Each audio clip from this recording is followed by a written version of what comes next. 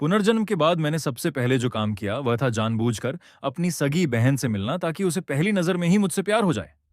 अपने पिछले जीवन में जब अमीर परिवार के मेरे माता पिता ने मुझे ढूंढ लिया था, तब मेरी सगी बहन ने उस नकली बेटे की रक्षा करने के लिए मेरा विरोध करने में कोई कसर नहीं छोड़ी थी।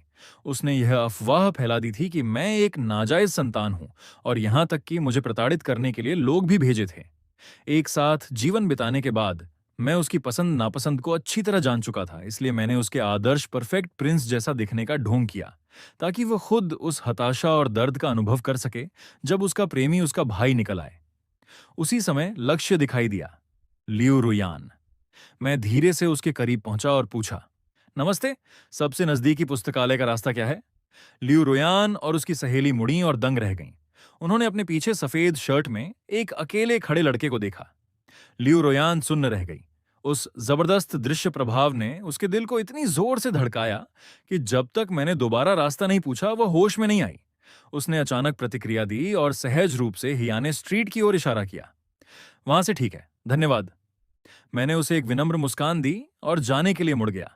लियू रोयान तब तक मेरी पीठ को देखती रही जब तक मैं दूर नहीं चला गया। वह ऐसे होश में आई जैसे किसी सपने से जागी हो। उसके पास उसकी सहेलियों की आवाजें आईं। ये लड़का बहुत हैंडसम है। इतने सालों में पहली बार मैंने इतना आकर्षक लड़का देखा है। तो उपन्यासों में 17 से 18 साल के युवकों के असाधारण व्यक्तित्व की बात पूरी तरह निराधार नहीं है। हाँ, उसका अंदाज बहुत कातिल है। हर एक बारीकी उसकी पसंद से मेल खाती है। लियू रुयान ने अपनी मुट्ठी भींची, गहरी सांस ली और कहा, चलो हम भी जेन स्ट्रीट चलते हैं। जिससे आपको गहरी नफरत करनी चाहिए थी, उसी से पहली नजर में प्यार हो जाना कैसा महसूस होता है? यह सवाल पिछले जीवन की लियू रुयान से पूछा जाना चाहिए था। उसकी उस नजर को याद करके मैं जोर से हंसे बिना नहीं रह सका। मैं ये देखने के लिए बहुत उत्सुक हूं कि लियू रुयान की क्या प्रतिक्रिया होगी जब उसे पता चलेगा कि मैं उसका सगा भाई हूं। समय का हिसाब लगाया जाए तो लू परिवार इस समय मुझे वापस लाने की चर्चा कर रहा होगा।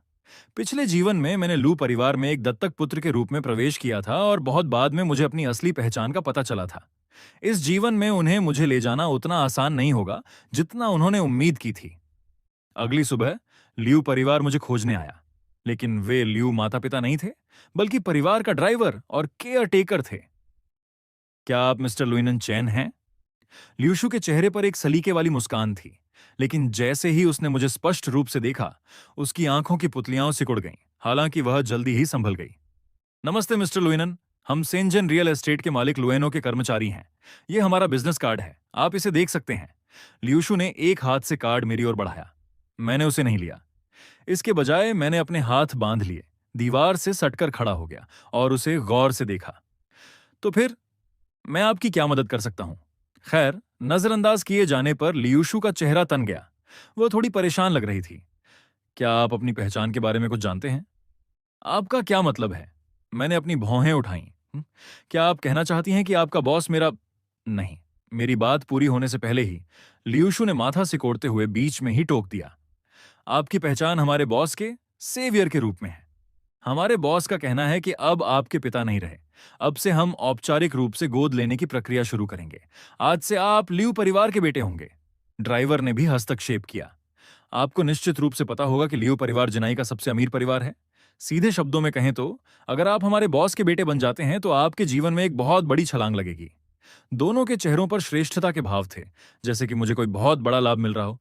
मैं हल्का सा हंसा। क्षमा करें, मेरा किसी को भी माता पिता के रूप में स्वीकार करने का कोई इरादा नहीं है। क्या आपके पास कुछ और है? यदि नहीं तो कृपया मेरे नाश्ते के समय मुझे परेशान न करें। ठीक है, धन्यवाद। इतना कहकर मैं सीधा घर के अंदर चला गया और दरवाजा बंद कर लिया। दरवाजा बंद करने से पहले मैंने उनके अविश्वास से भरे चेहरे देखे। कुछ देर बाद बाहर से एक चिड़चिड़ी और अपमानित आवाज आई। मिस्टर लियू, अच्छी तरह सोच लीजिए। यह लियू परिवार है, सबसे अमीर। पहले आप हमारी पहचान की पुष्टि के लिए फोन कर सकते हैं। हम सच में लियू परिवार से हैं। क्या आप वास्तव में जानते हैं कि आप किसे ठुकरा रहे हैं? जब आप बड़े होंगे तो आपको निश्चित रूप से पछतावा होगा। जल्द ही लियूशु और ड्राइवर लियू परिवार के पास वापस लौट गए और मेरा रवैया लियू माता पिता को बताया। उसी समय लियू रुयान भी वहां मौजूद थी। यह सुनकर कि मैंने गोद लेने से इनकार कर दिया है, वह तिरस्कार के साथ मुस्कुराई।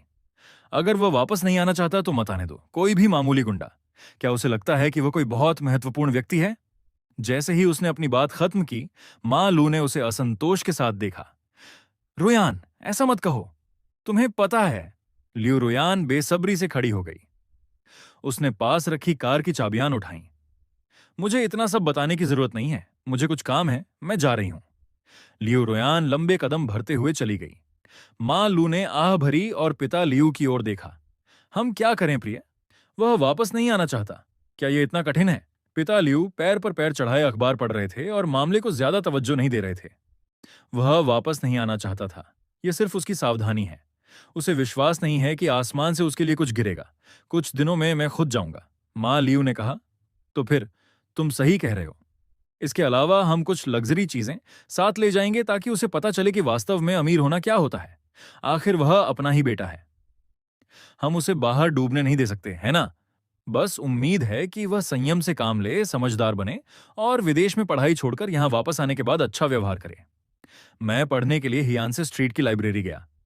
मैं अच्छी तरह जानता था कि लियू रोयान अपने बड़े भाई से कितनी नफरत करती है। आज ये सुनकर कि मैंने गोद लेने से इनकार कर दिया है, वह निश्चित रूप से गुस्से में होगी। और जब वह गुस्से में होती है तो उसे घर पर रहना पसंद नहीं होता। जब उसका कोई बॉयफ्रेंड नहीं होता तो वह साइबर कैफे जाती है और जब होता है तो वह उसे ढूंढने जाती है।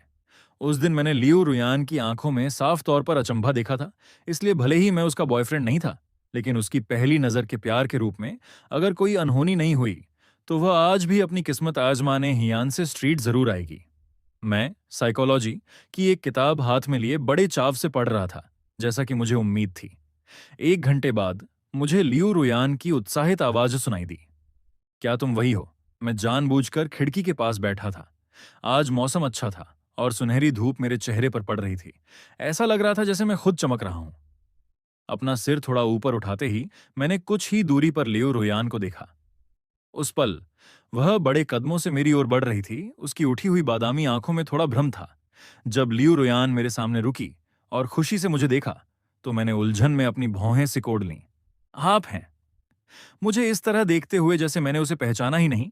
उसकी आंखों में निराशा की एक झलक कौंधी, लेकिन तुरंत ही उसने मुझे एक बड़ी मुस्कान दी। भाई, क्या तुम्हें याद नहीं है? उस दिन साइबर कैफे के प्रवेश द्वार पर तुमने मुझसे रास्ता पूछा था। आह, तो आप थीं। मैंने अचानक एहसास करते हुए कहा। मैंने लियू रुयान को विनम्रता से देखकर मुस्कुराया। बहुत बहुत धन्यवाद। उस दिन मैं पहली बार हियानसे स्ट्रीट आया था और मुझे नेविगेटर का ठीक से उपयोग करना नहीं आता था। मैं लगभग खो ही गया था। कोई बात नहीं, कोई बात नहीं, लियू रुयान ने बार बार अपना हाथ हिलाते हुए कहा। फिर मेरे सामने वाली खाली सीट की ओर इशारा किया। भाई, क्या मैं यहां बैठ सकती हूं? बिल्कुल। मैंने सिर हिलाया और पढ़ना जारी रखा। लियू रुयान बैठ गई और यह देखकर कि मैंने उससे बात करने की कोई इच्छा नहीं दिखाई, वह थोड़ी निराश हुई। लेकिन मेरे चेहरे को देखते ही उसका दिल फिर से जोर से धड़कने लगा। उसी समय उसकी नजर को महसूस करते हुए मैंने अपना सिर थोड़ा उठाया।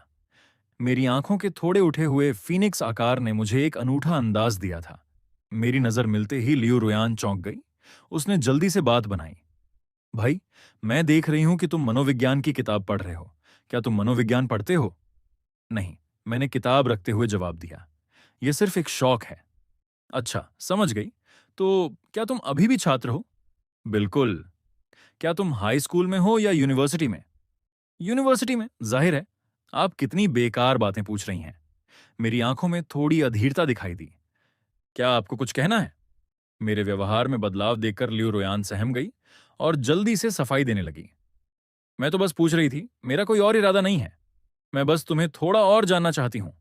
ईमानदारी हमेशा एक अचूक हथियार होती है। लियू रोयान ने ईमानदार होने का फैसला किया। उसकी आड़ू जैसी आंखों ने मुझे सच्चाई से देखा। सच कहूं तो जब से मैंने तुम्हें उस दिन पहली बार देखा है, तुम मुझे पसंद आ गए हो। इन दिनों मैं रोज तुम्हें ढूंढने के लिए यहां आती हूं। क्या तुम मुझे तुम्हें पाने का एक मौका दे सकते हो? लियू रुयान के इस प्यार में डूबे रूप से धोखा मत खाइए। वास्तव में वो बहुत चंचल महिला है। वह अपने बॉयफ्रेंड बहुत जल्दी बदलती है। उसे ऐसे बॉयफ्रेंड पसंद नहीं है जो उसकी हर बात मानते हों। उसकी राय में एक पुरुष के अपने सिद्धांत और करिश्मा होना चाहिए, अन्यथा वह उबाऊ और बिना किसी चुनौती वाला होता है। इतने सालों तक उसका भाई रहने के बाद मैं उसे संभालना अच्छी तरह जानता हूं। मैंने शांति से लियू रोयान की बात सुनी और उसे विनम्रता से मुस्कुराकर देखा। आप मुझे जीतना चाहती हैं या नहीं, ये आपकी बात है। आप मुझसे मौके के बारे में क्यों पूछ रही हैं? क्या अगर मैं आपको मौका ना दूं तो आप मेरी नजरों से ओझल हो जाएंगी? अगर ऐसा है तो मैं आपको साफ जवाब दे सकता हूं। नहीं। मेरा लहजा नरम था, लेकिन मेरी अभिव्यक्ति अत्यंत दृढ़ थी। हस्तक्षेप से थोड़ी झुंझलाहट दिखाते हुए मैंने किताब उठाई और खड़ा हो गया। क्या आपको कुछ और काम है? अगर कुछ नहीं है तो मैं चलता हूं। लियो रोयान को उम्मीद नहीं थी कि मैं इतनी अचानक अपनी राय बदल दूंगा। मुझे जाने के लिए खड़ा होते देख वह भी जल्दी से खड़ी हो गई और बोली, छोटे भाई, मेरा वह मतलब नहीं था। बस कोई बात नहीं, अगर तुम नहीं चाहते कि मैं तुम्हारा पीछा करूं, मैं तो बस तुम्हें बताना चाहती थी ताकि मैं बहुत ज्यादा ढीठ ना लगूं। चाहे तुम सहमत हो या नहीं, मैं तुम्हारा पीछा करूंगी। उसकी अभिव्यक्ति अत्यंत गंभीर थी।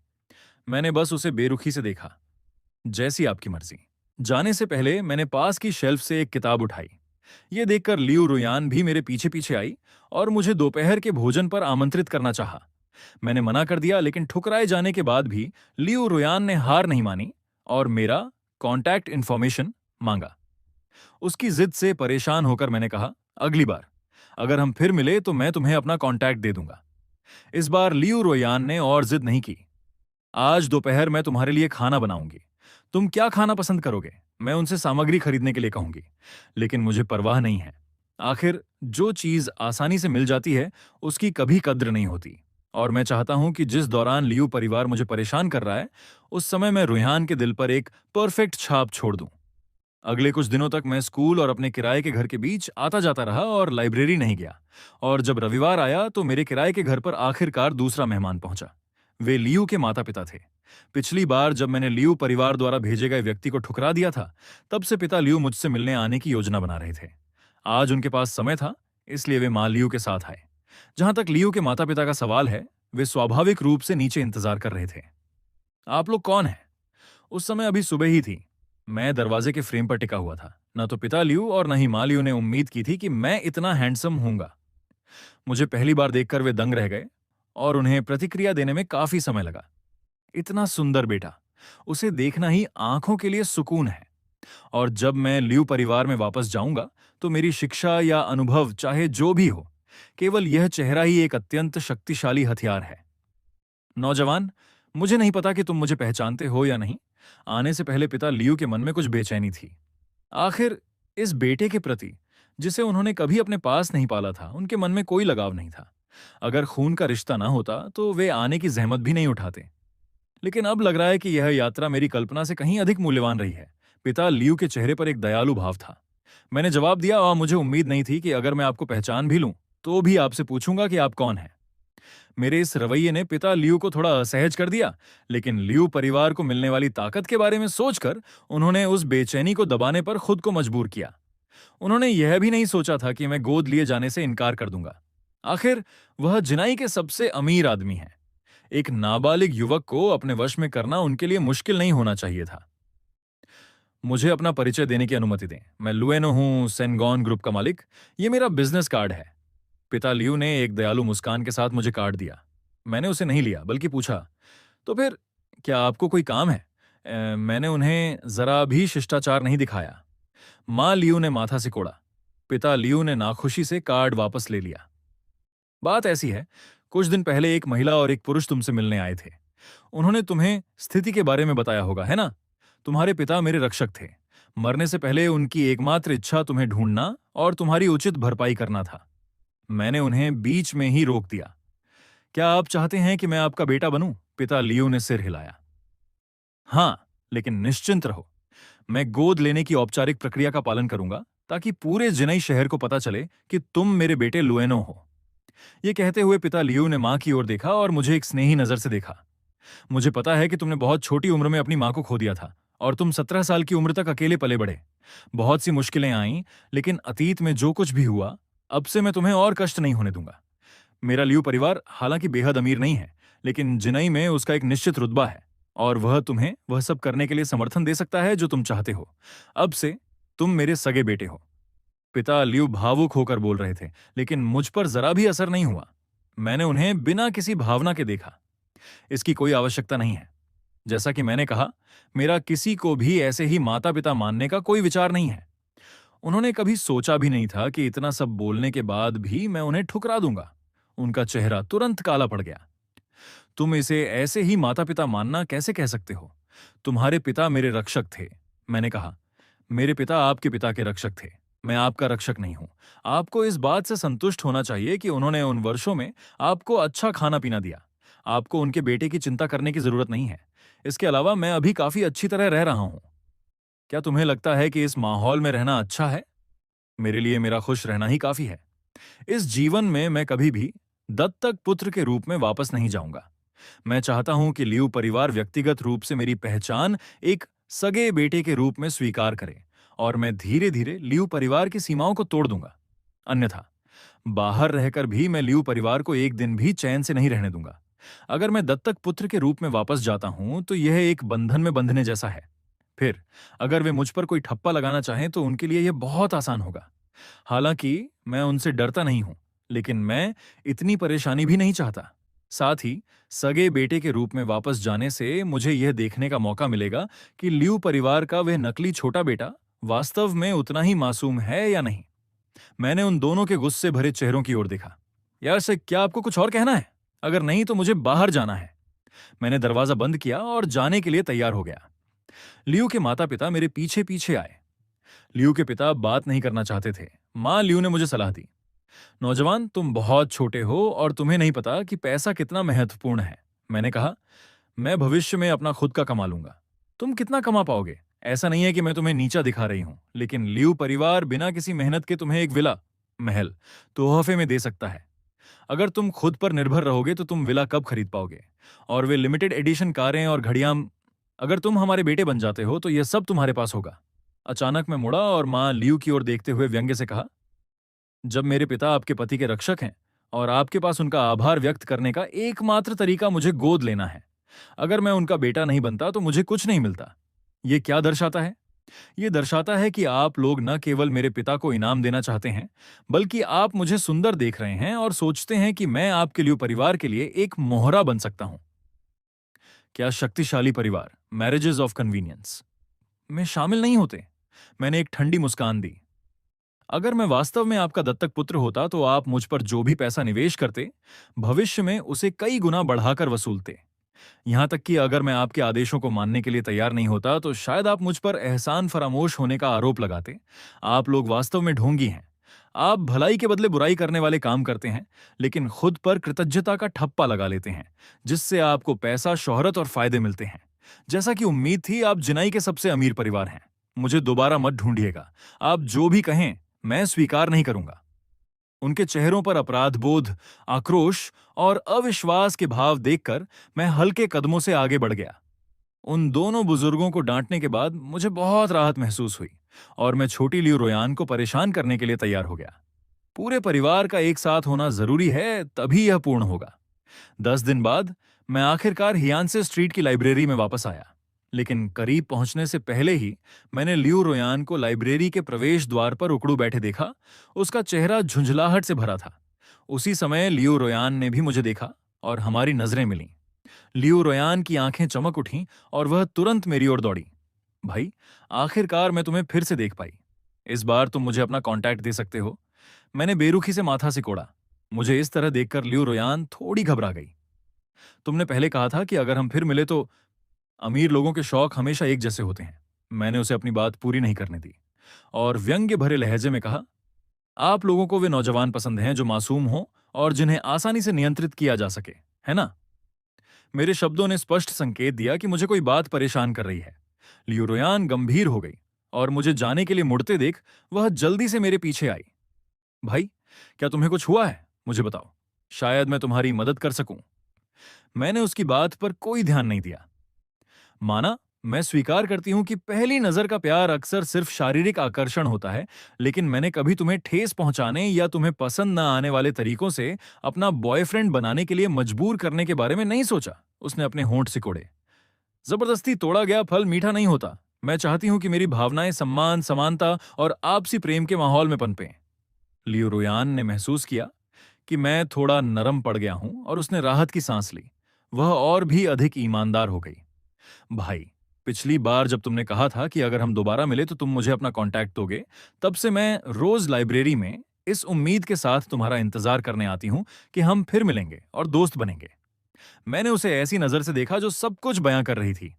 लियू रोयान ने अस्थायी रूप से कहा, मुझे यकीन है कि देर सवेर मैं तुम्हारा दिल जीत लूंगी और तुम मेरे बॉयफ्रेंड बन जाओगे।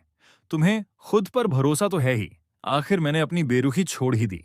लियू रुयान ने अपनी पीठ सीधी की। बेशक, जब तुमने मुझे पहली बार देखा तो शायद तुम्हें लगा होगा कि मैं आकर्षक नहीं हूं, लेकिन अगर तुम मेरे साथ समय बिताओगे तो तुम्हें एहसास होगा कि मैं कितनी दिलकश हूं। मैंने अपनी भौहें उठाकर उसकी ओर देखा। और तुम कहती हो कि तुम आकर्षक नहीं हो? असल में लियू रोयान बिल्कुल भी बदसूरत नहीं थी। उसने लियू परिवार के बेहतरीन जीन विरासत में पाए थे। वह लंबी और छरहरी थी। उसका चेहरा चमकता हुआ और युवा था। स्कूल में अनगिनत लड़के उसके पीछे पड़े रहते थे। इसके अलावा उसका परिवार अमीर भी था। उसे कैंपस की एक प्रमुख हस्ती माना जा सकता था। थोड़ी देर बातचीत करने के बाद लियू रुयान और मेरे बीच की दूरी काफी कम हो गई। हमें कॉफी पीने के लिए एक कैफे मिला और लियू रुयान ने मुझसे पूछा कि पहले मेरा मूड क्यों खराब था। मैंने जवाब देने से पहले एक पल का मौन रखा और आज जो हुआ उसे बताने के बारे में सोचा। मैंने सिर्फ इतना कहा कि आज एक जोड़ा मुझसे मिलने आया था। उन्होंने कहा कि मेरे माता पिता ने उन पर कोई एहसान किया था और वे मुझे गोद लेना चाहते थे। लियू रुयान के चेहरे पर पूरी तरह अविश्वास के भाव आ गए। भाई, तुम्हारी शक्ल से तो लगता है कि तुम लगभग मेजर होने वाले हो, है ना? वे अब आकर कह रहे हैं कि वे तुम्हें गोद लेना चाहते हैं। इसका क्या मतलब है? मैंने उसे देखा और शांति से जवाब दिया। उनका परिवार बहुत अमीर है। वे कहते हैं कि अगर मैं उनका बेटा बनना स्वीकार कर लूं तो मैं कई सालों की मेहनत से बच सकता हूं। तो क्या हुआ? सिर्फ इसलिए कि वे अमीर हैं, क्या वे खुद को दूसरों से ऊपर समझते हैं? लियो रुयान व्यंग्य से हंसी, लेकिन अपनी बात पूरी करने से पहले ही उसका चेहरा तन गया। भाई, हाँ, मैं समझ गई कि तुम क्या कहना चाहते हो। मैंने सिर हिलाया। मैं अनाथ हूं। मैं अपने पिता को कभी नहीं मिला। मेरी मां तब चली गई थी जब मैं 7 साल का था। मैंने ये बात बेरुखी से कही। मेरा चेहरा शांत और बेफिक्र था, लेकिन यही अंदाज और भी दिल को छू लेने वाला था। लियू रुयान को मुझ पर तरस आया। तो फिर ये साल तुम्हारे लिए बहुत कठिन रहे होंगे, है ना? नहीं, मैं अकेला रहने का आदी हो चुका हूं। इसीलिए जब वे अचानक ऐसी बातें कहने आए तो मुझे थोड़ा गुस्सा आ गया। अभी कुछ देर पहले मैंने अपना गुस्सा तुम पर निकाल दिया। मुझे माफ करना। तुम्हें माफी मांगने की जरूरत नहीं है, वे ही गलत हैं। लियू रुयान को जरा भी अंदाजा नहीं था कि जिस अमीर जोड़े की मैं बात कर रहा था वे उसके अपने माता पिता थे। मैं वही बड़ा भाई था जो उसके लिए बेकार, बदसूरत, गंवार और घृणास्पद था। लियू रोयान समझ नहीं पा रही थी कि क्या कहे। आखिर अपनी वर्तमान स्थिति के अनुसार उसके पास मुझे कुछ भी वादा करने का कोई आधार नहीं था। काफी सोच विचार के बाद लियू रुयान ने गहरी सांस ली। भाई, तुम्हें अभी आर्थिक तंगी है। अगर तुम्हें कोई समस्या हो तो मैं तुम्हारी मदद कर सकती हूँ। उस अमीर जोड़े को खुद को गोद लेने मत देना। तुम्हें नहीं पता, कुछ अमीर लोग बेरहम और बुरे दिल के होते हैं। वे जो कुछ भी करते हैं उसमें उनका अपना फायदा होता है। तुम इतने हैंडसम हो, अगर तुम उनके बेटे बन गए तो क्या तुम उनके रहमो करम पर नहीं हो जाओगे? मुझे पता है, और अभी मैं बहुत अच्छे से रह रहा हूं। मेरे पास पैसों की भी कमी नहीं है। लियू रुयान के चेहरे पर चिंता देखकर मैं मुस्कुराए बिना नहीं रह सका। तुम्हें गुस्सा होने की जरूरत नहीं है। मैंने उन्हें दृढ़ता से ठुकरा दिया है। वे जो भी कहें, मैं खुद को गोद नहीं लेने दूंगा। लियू रुयान को राहत मिली, लेकिन उसके माथे पर अभी भी शिकन थी। भाई, उन जैसे लोग इतनी आसानी से हार नहीं मानेंगे। मुझे बताओ कि वे किस परिवार से हैं। मेरा परिवार बहुत अमीर तो नहीं है, लेकिन जिनई शहर में उसका कुछ प्रभाव है। मैं उनसे बात कर सकती हूं और फिर वे तुम्हें दोबारा परेशान करने की हिम्मत नहीं करेंगे। ज्यादा जरूरत नहीं है, उन्हें बस बेवकूफ जोकर समझो। मैंने अपना सिर हिलाया। तुमसे बात करना बहुत दिलचस्प है। इसने मेरी बोरियत काफी कम कर दी है। ये कहते हुए मैंने अपना मोबाइल निकाला और आखिरकार लियू रोयान को अपनी कॉन्टैक्ट लिस्ट में जोड़ लिया। किसी की मूनलाइट बनने के लिए बहुत जटिलता की आवश्यकता नहीं होती। एक सुंदर चेहरा ही काफी है। बेशक, अगर आप चाहते हैं कि दूसरा व्यक्ति आपकी परवाह करे और गहराई से प्यार करे, तो इसके लिए बेरुखी और ठुकराने की रणनीति की भी जरूरत होती है। जब आवश्यक हो तो सामने वाले को अपनी खूबियों का पता चलने दें, लेकिन हमेशा रहस्य बनाए रखें। उदाहरण के लिए, मैंने लियू रुयान के साथ कॉफी पीते समय अनजाने में यह बात छोड़ दी कि 15 साल की उम्र में मुझे सीधे किंग बे यूनिवर्सिटी में प्रवेश मिल गया था। कुछ देर बातचीत करने के बाद मैंने जाने की अनुमति मांगी। तुम कहां जा रहे हो? मैं तुम्हें छोड़ देती हूं। तुम्हारा नाम कितना प्यारा है। मैं मुंह परिवार का सबसे बड़ा उपकारी बन गया था और इस तरह मुझे गोल्डन मून ज्वेलरी का 50% हिस्सा मिल गया था। तब से हर साल मैं मियान शहर जाता था और कुछ अच्छी गुणवत्ता वाले पत्थर वापस लाता था, जिन्हें मैं गोल्डन मून ज्वेलरी को बेच देता था। उन पत्थरों की बदौलत वह कंपनी फल फूली और जिनई शहर की ज्वेलरी क्षेत्र की निर्विवाद नेता बन गई। इसीलिए पूरा मुंह परिवार मेरा बहुत आभारी था और मुझसे कहता था कि अगर मुझे कोई समस्या हो तो मैं उनके पास आऊं। हालांकि मैं किसी पर भरोसा नहीं करता। मेरी राय में मानवीय हृदय को समझना असंभव है। इसीलिए भले ही मैंने कई निवेश किए हैं, मैंने कभी किसी को लियू परिवार के साथ अपनी रंजिश के बारे में नहीं बताया, न ही उन पर हमला करने का कोई इशारा दिया। मैं एक साधारण लड़के की तरह हूं, गंभीरता से पढ़ना, खुशी खुशी दोस्त बनाना, और मैं जितना ऐसा होता हूं उतना ही रहस्यमयी मैं उन लोगों की आंखों में दिखता हूं जिनकी मैं मदद करता हूं। भाई मो मेरा पहला दोस्त था। वह मुझसे 4 साल बड़ा है और यूनिवर्सिटी से स्नातक होने के बाद वह अपना खुद का व्यवसाय शुरू करने के लिए जिनई शहर वापस आ गया, जो कि इंटीरियर डेकोरेशन का काम था। इसलिए मैंने भाई मो को अपने नए घर को देखने और उसे सुंदर बनाने के लिए फोन किया। हद है, हमारे छोटे चेन ने आखिरकार हमें याद किया। भाई मो ने मजाक किया, लेकिन वह हमेशा मुझे प्राथमिकता देता है। उसकी ऑफिस बिल्डिंग हियानसे स्ट्रीट से ज्यादा दूर नहीं है, इसलिए जवाब मिलने के तुरंत बाद भाई मो वहां पहुंच गया। भाई मऊ का स्वभाव बहुत खुला है और वह लोगों के साथ सीधा व्यवहार करता है। यही बात मुझे उसकी पसंद है।